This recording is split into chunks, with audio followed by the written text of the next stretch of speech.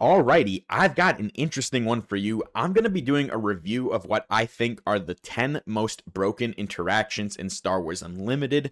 I'm going to be talking about the combinations of cards that create some of the most potent plays possible in the game. And don't worry, this isn't going to be a negative video. I just want to do a little bit of commentary on some of the most busted stuff that you can do in the game. Before we get going, please hit that subscribe button. And if you're interested in some more content from me, do check out my Patreon as well.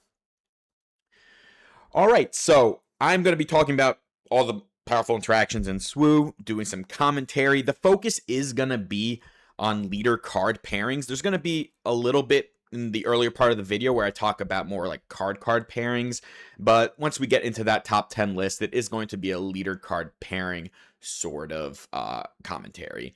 And also, we're going to go into a little bit of a history first. So let's jump right into the history portion.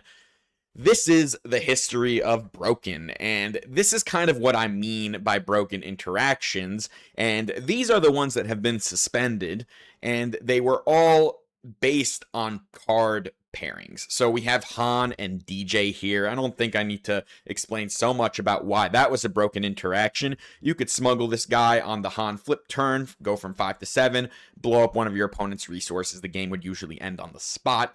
I was surprised that this was ever printed as is, and also surprised it lasted as long as it did, being legal in the format, but it is gone now. You're going to see Han again on this list a little later, because the leader just happens to be incredibly broken, but yeah. And we got a similar situation here with Jango and War Juggernaut. Of course, there were some other synergies, like IG-2000 and the Devastator, that's also on this list, but really the idea that, and like the main concept here that broke Jango, was the fact that units got printed that could exhaust multiple things all at once. War Juggernaut just happened to be the most kind of busted version of it, especially because it came out of triple dark raid on that flip turn, and you could do insane amount of damage. It would come back into your hand, things like that. Jango went from like a fairly top tier but balanced leader before jump to lightspeed and became an absolute menace. Probably the most powerful deck we've ever seen in the game once War Juggernaut and those other pieces came together. Now, whether or not he would have been the best if Boba was still legal in the format, hard to tell. They've never been legal together, but yeah, with War Juggernaut and Jango, that was crazy. And as I mentioned, Boba's like the synergy here, like with Boba Fett's armor, it's like very blatant. It's just, this works with Boba, it's very good with Boba, but he was kind of always the best even before the armor was printed. The armor, in addition with some other cards that came out, just pushed him to a whole nother level. He got suspended after set 2. And then we had the triple dark raid Devastator, and TDR did get suspended, and the question was it warranted? Because like once Jango was gone, that was the TDR deck. I think it was probably a safe suspension here, because its pairing with Devastator just creates pretty unfun game situations where, oh, it's 6 resources, I can do 13 to my opponent's face with 1 card, and you know, I don't think that's like great gameplay overall, but that does qualify as like a 2-card like pairing that creates a very broken interaction. And this is kind of the history, and once we get closer to the top of the list, in the top 10, there will be things that could probably end up in the history portion as well. Some things that probably are similar in power level to what's on this screen right now that is still floating around. All right, next up, some non-leader specific interactions, and this one I almost included on the main list, but since I wanted to focus on leader card pairings, I put this in a separate section. But we have ECL, and this is the last hurrah for it. I think Poe is really the one that, for me, is the most blatantly bothersome sometimes, because at 5 resources, Poe being able to kill basically any leader in the game with Energy Conversion Lab does strike me as something that shouldn't really be possible for an aggro deck to do, especially when Other decks could even try to protect from these ECL combinations, but most of those things include things like shields or upgrades, and Poe happens to also blow those up on his attack. So there's really very little workaround here other than slamming a Sentinel in front of him. But, he is not the only thing that has been pushed with ECL. He came with Wrecker as a pairing in the second set, and Wrecker, while in my opinion, at this point, is not quite as good as Poe. There's no question that it's also an absurd finisher. And then we got the villain version now in Darth Vader. And Darth Vader has not seen as much play in ECL decks, mainly because villain ECL decks really have not been top meta. But there's no question that the interaction between Vader and ECL is incredibly potent. Being able to kill basically any 2 units as long as one of them has 5 or less remaining health, being able to go across arena, being able to blow up leaders. It's very, very powerful. So ECL, kind of the self-enabler here. The card will be gone soon. And, a new era of Star Wars Unlimited will kind of evolve, especially in Premiere. I mean, Eternal formats will still have this, but in Premiere, we're going to see a lot of what I talk about today kind of go away because it is very front-loaded towards year 1. And another non-leader specific interaction, although it is interacting with leaders, is Bamboozle's kind of blow-up potential of pilot leaders.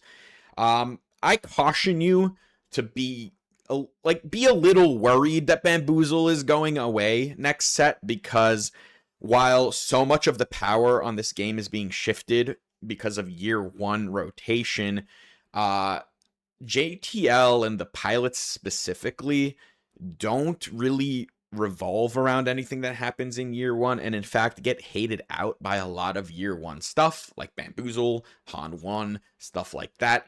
And there's going to be kind of maybe a big resurgence of these leaders when Bamboozle goes away. But there's no question that its 0-cost ability to blow up a leader is kind of busted. It's a very powerful interaction, something that pilots have to always be kind of concerned with when they're playing against a yellow deck. And, it's not great. Like, the whole gameplay with pilots, in my opinion, is it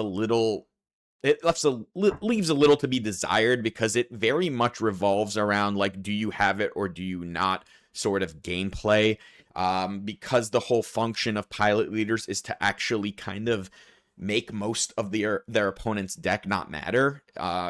It really comes down a lot to draw variance when playing against pilot leaders, or how much deck space or sideboard space you want to include to combat space decks. And Bamboozle has been kind of the premier version of interacting with these space decks, with the pilots specifically. But a lot of other gameplay surrounding it is very limiting. And we'll see kind of how pushed these pilots get, because they are kind of the last remnant of pushed power, I would say, with rotation. And we're losing everything else, but the pilots stick around. So something to very much keep an eye on once we start getting to the set 7 spoilers and get an idea of what might be able to interact better with these pilots. All right, let's get into a couple honorable mentions here. First, we'll have Grand Inquisitor's combination with Darth Traya and the Tragedy of Plagueis. This had to go on a list of most broken interactions just because it is a legitimate infinite combo.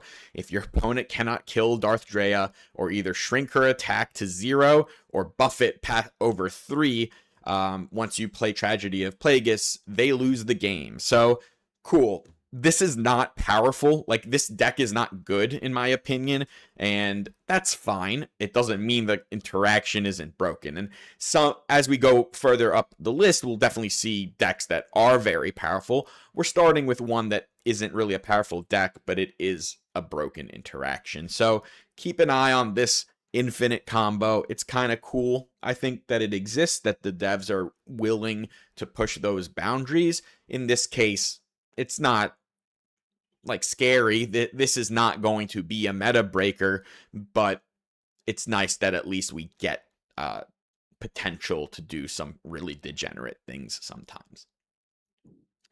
And another honorable mention here, another deck that I do not think is top tier, but there's no question that Bale being able to like re-trigger something like Droid Manufactory over and over again, you could put Shadow Collective Camp on this list as well, the one that draws a card, is a broken interaction, right? The whole premise of these bases was that they were kind of a one-shot deal, and here we have a leader, and Trench is another one, but Bale's just better, that can kind of get through that restriction and keep putting units into play over and over and over again with his flip. So figured I'd give this an honorable mention. There's nothing like particularly spicy going on here, but these are things that, especially when I'm reviewing new cards and like trying to get my bearings with new sets, these are sort of interactions that I look for because they do have potential to be broken, and we'll see some that have become meta because of like a new card that unlocked some part of a leader's toolkit.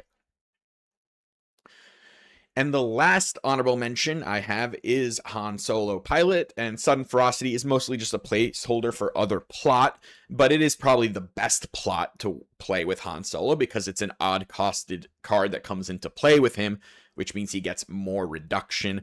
So he gets kind of, because it's not like specifically a one-card interaction, it's more a leader combination with a mechanic. That's why I included it on the honorable mentions. But plot with this guy is very, very powerful. You can play tons and tons of resources all at once. You can stagger it however you want, flip him, plot, then ready the resources, or you can flip them, ready the resources, and then plot. Do a plot, ready the resources, do another plot. Lots of combinations that you can do here, and it's really nice, of course, that Sudden Ferocity is odd costed, so bam, you get a one cost rebate on it. So great leader to mess around with plot, and gets my honorable mention here. And now we're going to jump into the top 10, and let's start with number 10. We have Emperor Palpatine's combination with Legacy Run. Thrawn also is one I considered here. I just think Palp does it better. Palp has a built-in way of triggering Legacy Run, which is important. Thrawn, you have to include cards like Chimera or other ways to sacrifice your own unit, but Palp just has it built in. He also gets an extra damage, which is really nice. And this became a sector-winning deck in the hands of my teammate Mike, and it's a really, really powerful interaction, right? It gave Palp a huge, like, mid-game threat to kind of stabilize, something that this leader often would not be able to do. It functioned much better than something like Overwhelming Barrage, which required you to have a board, which is often problematic for a Palp deck. And yeah, I think card, in addition with some other yellow cards that came out, but this is definitely the most important one that came out in Legends of the Force to kind of unlock yellow Palp. And yeah, I think this deck can still function as a powerful build for the next 4 months while the leader is legal in Premier.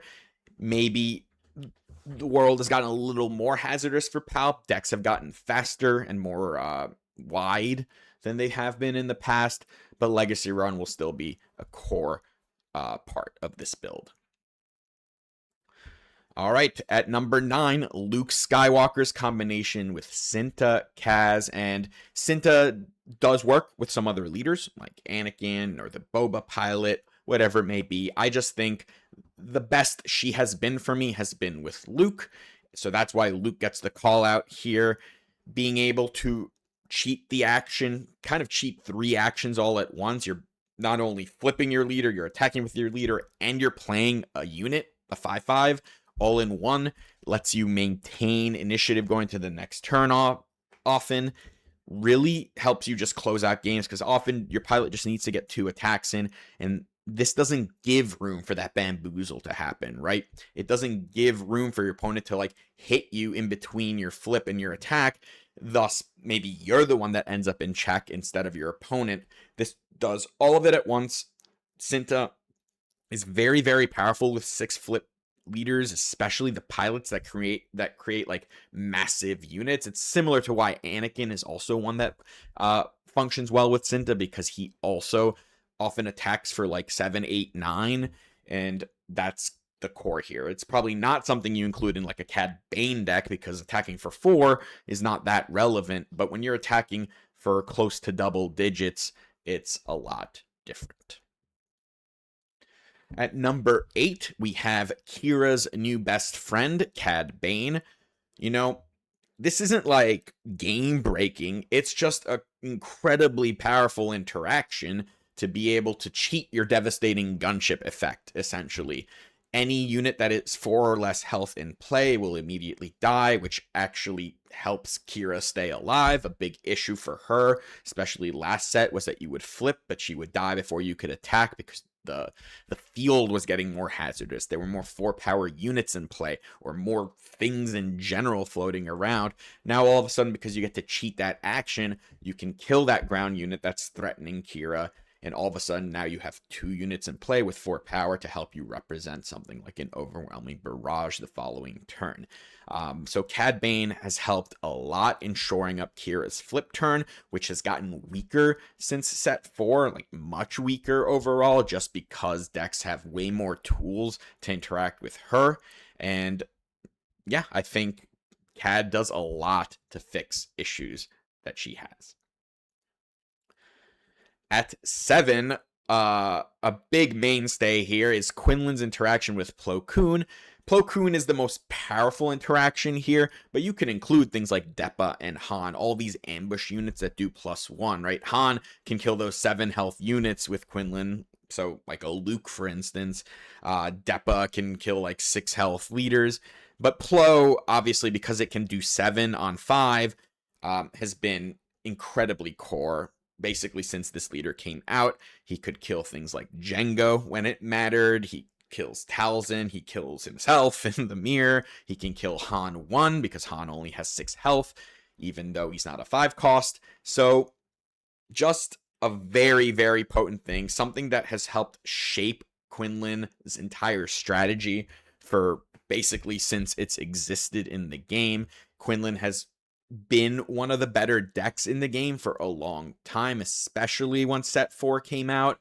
And here we have one of his, if not his most important card. So yeah, like if Quinlan's gonna be powerful in Eternal, it's gonna be a lot because Plo Koon shares a color with him.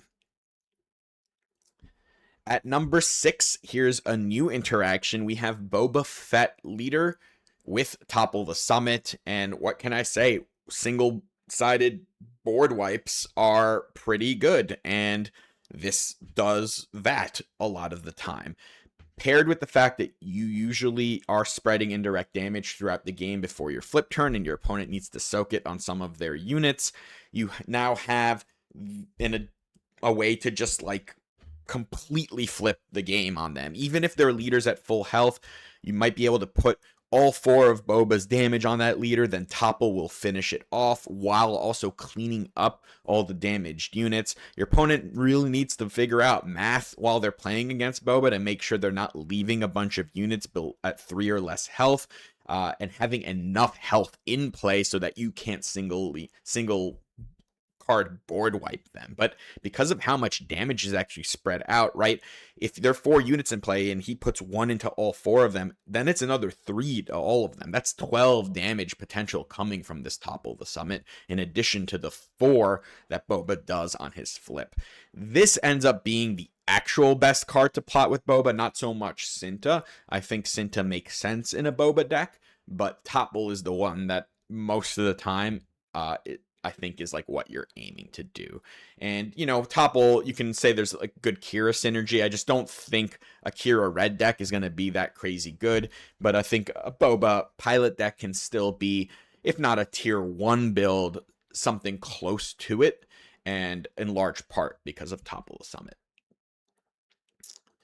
All right, number 5, our green Yoda with You're My Only Hope and Rey. And You're My Only Hope was present when Yoda arrived in Twilight. He did not really become a powerful deck, though, until set 5, when more Force stuff came in, and then Rey, of course. But these are really powerful interactions, borderline broken. You're my only hope because Yoda can fix the top of your deck. As long as something died, you're getting a 2-cost cheat with this, and being able to play something like a Luke on 5 resources can sometimes be game breaking. Rey, on the other hand, once you draw 1 copy of this card, you can just start machine gunning every turn by putting it back on top, drawing it with some other ability, right? You do need to play a bunch of draw effects in your deck to make this go off, but there are a lot of them. There's now Yoda Red Force was a very powerful deck in Legends of the Force. There's Yoda Tarkin Town now that has kind of become more of an aggro deck, honestly, where Rey is chipping damage throughout the game, and then Yoda tries to close it out with something like Aggressive Negotiations, which makes sense in a deck that's trying to draw a lot of cards. You also see Yoda Green, and although that's not featuring Rey, it certainly will feature You're My Only Hope to help cheat out big things, especially when it's ramping early in the game. So Yoda, because of his ability, has been able to unlock some cool cards, and You're My Only Hope is not really playable anywhere else, and neither is Rey. Like, Rey, maybe if you playing a bunch of cards that like filter off the top of your deck, you might try to squeeze her in, but mostly these are Yoda locked cards, and when he goes, they probably go as well. Well, You're My Only Hope definitely goes. Rey will still be around. All right, at number 4, this is not really a card, right? This is initiative, and that's Anakin. And boy, is initiative important right now in this game when you're playing against Anakin or with Anakin. Games have become so board dependent that just having initiative is just, it's just crazy. Think about spies too. Without initiative, you get them free killed. Now you don't, right? And you're going to see another leader in a moment where initiative is also kind of game breaking sometimes, but this one is not really card specific. It's just because of his ability to trade up on almost every unit. If you have initiative, you're going to play a guy and then you're usually getting a free kill versus a lot of decks on their first turn play, and it really changes the dynamic of how the gameplay works. Insert my commentary here. I don't think this is great. Like, I don't think initiative should matter this much, and this game has done a fantastic job of making initiative not matter nearly as much as it has in other games. But Anakin definitely changes that, and it matters tremendously when you are playing with this leader. In mirrors, it's just wild how different the game is if you're going second, to the point where your win percentage drops a lot. I'm not going to make up a number. I'm just going to tell you it's a ton. And then, of course, even against other decks, it's going to matter as well. So initiative being so core is not great, in my opinion. I don't love cards either that are like, when you have initiative, do this. Like, I don't love that winning a die roll buffs cards in your deck. That's not my favorite. And the problem here is that winning a die roll doesn't buff cards in your deck. It buffs every card in your deck because your leader is what's enabling the power boost. So Anakin, again, he's been a top tier leader for most of his time in the game since he's been released. Maybe not quite the first set, but since then, and certainly since like Legends of the Force. But yeah, don't love the initiative angle of it. All right, at number 3, everyone's favorite base, right? Tarkin Town, and this pairing with ping leaders, right? I put Quinlan, Cad, I put Padme here, which is like lesser Quinlan for the most part. But anyway, it's just really, really good when your leader does damage to things when you play cards, right? This base was not a top tier base in set 1. Really, it was fine. It was usually used more because it was the only clean answer to an ECL unit. Like, they would ECL your guy, you would Tarkin Town their guy back, and you'd kind of go back to parity. That was a lot of the thinking with Tarkin Town then. Cad Bane did come out in set 2, but it wasn't a top tier deck in set 2, so didn't see Tarkin Town floating around that much. But then set 3 came out, Quinlan came out, Cad Bane got a bunch of buffs, and since then it's kind of torpedoed in popularity where other decks started using it, like Kylo and Legends of the Force. We got Yoda now. Padme can utilize it. There's some other leaders as well that mess around with it, like Han 4 Tarkin Town, and that's not even a ping leader.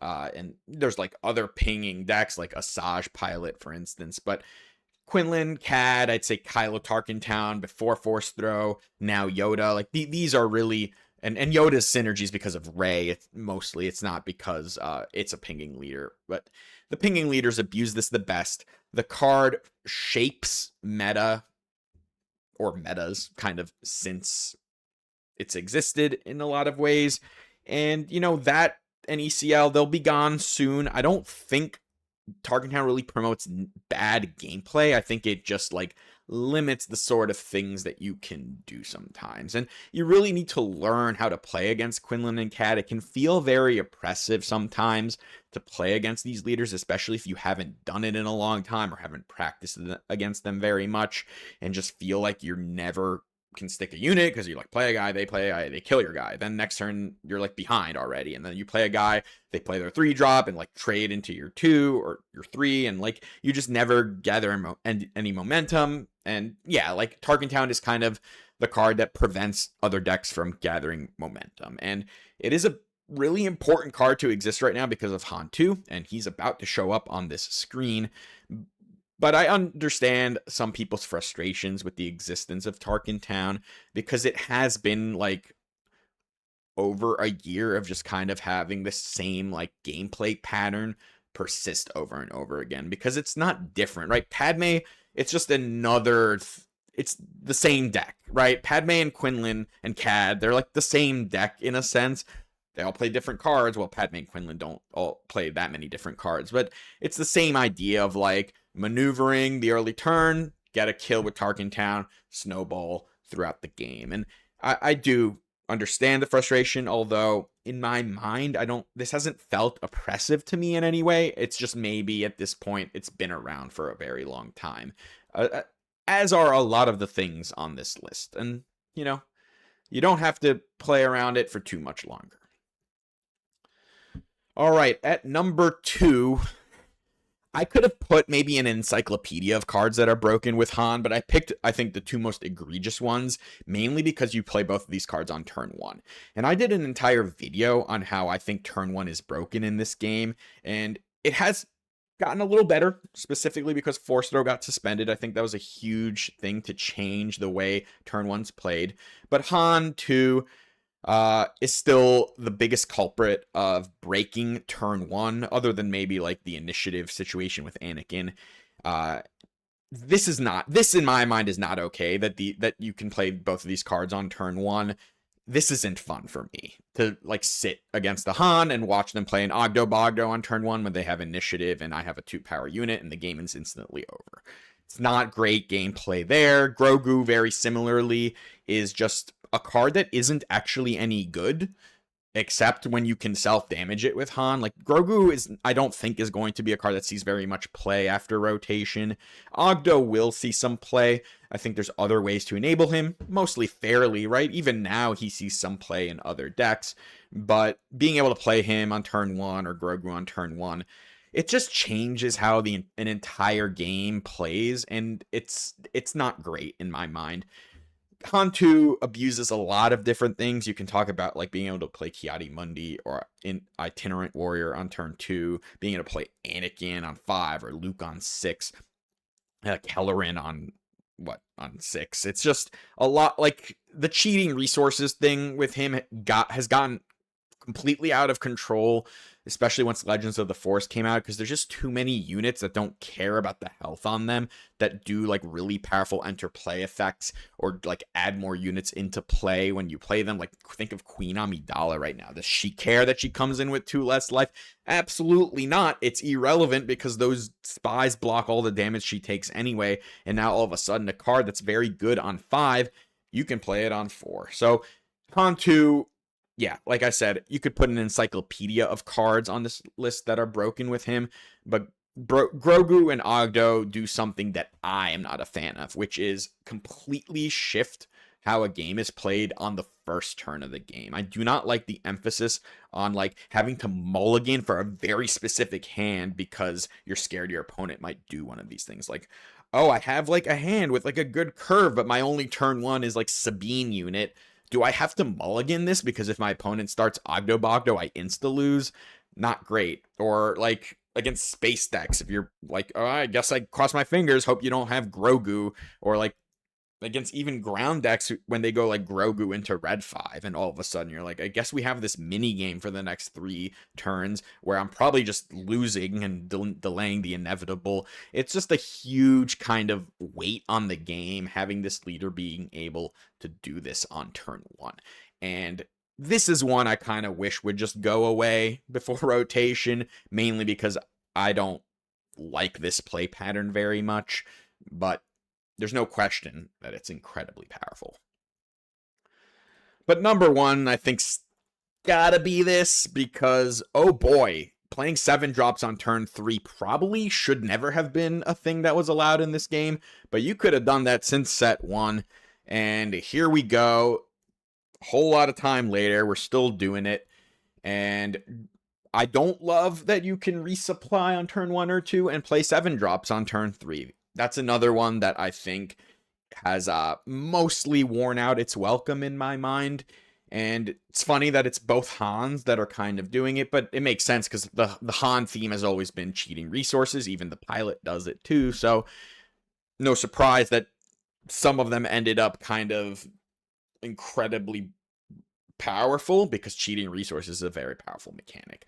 So my main thing here is resupply. I included Falcon on this as well because like the existence of Han and Falcon in the meta has sort of single-handedly kept space decks from like becoming tier 1 because, you know, it's very difficult to beat a Han that starts Millennium Falcon on turn 1 when you're playing small space units early. So he's sort of like phasing out and creating, again, very powerful like turn 1 tension. And resupply doesn't have to be a turn 1. The Falcon thing is, but resupply is more like it doesn't matter if it's happening on turn 1 or turn 2. Point is, very few decks on turn 3 can stop you from attacking with your leader. It's just you're playing a 4/6 leader on turn 3. Not a lot of decks can brick that very well, and then bam, a Han comes out, a Kelleran comes out, an Enfys comes out, a Ewing comes out, and now you have like a 7 drop in play, plus this leader in play, and if you don't immediately one-tap the leader the next turn, it's playing a 7 again, right? So resupply, it doesn't create good gameplay in my mind because you're like, I think like around 50 to 60% to have it if you hard mulligan for it. So it's like half the time you got it, half the time you don't. When you don't, we get to play like kind of like a normal game. When you do, the whole game changes dramatically into how you have to combat it. And like, yes, Han is beatable when he resupplies on turn 2. This isn't to say like, oh, I think this is like the best thing ever. It's more that I just don't really agree that the play pattern is like healthy here, that it's like promoting good games.